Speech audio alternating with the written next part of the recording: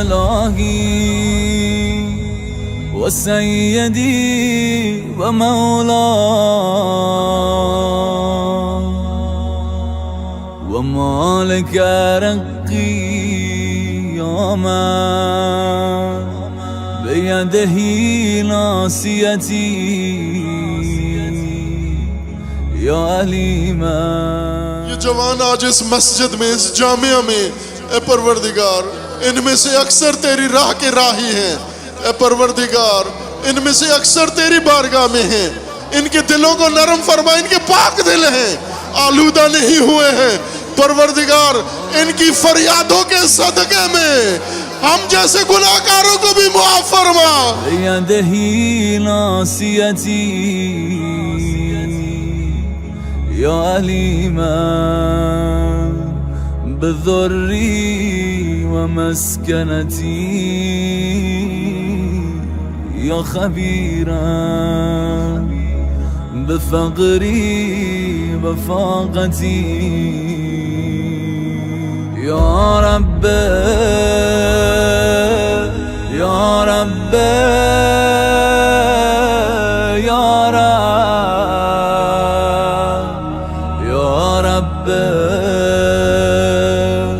या रब्ब या रब्ब या रब्ब या रब्ब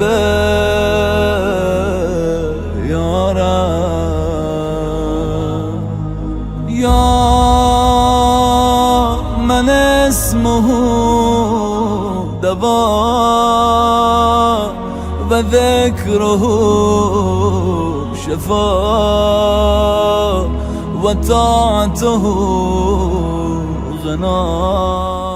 ये दिल जो तेरा अर्श था, ये मुझसे गलती हुई, मैंने किसी और के सुपुर्द कर दिया। इसमें मैंने तेरे अलावा किसी और को आबाद कर दिया। ऐ परवरदिगार, आज शब इसीलिए आया हूँ।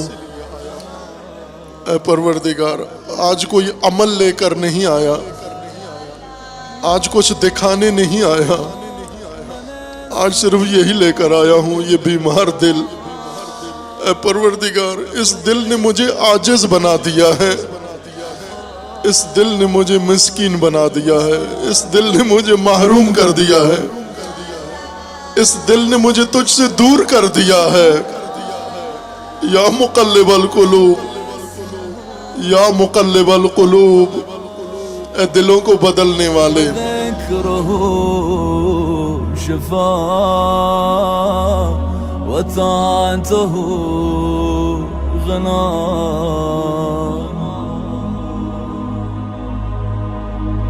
ارحم من رسوم ماله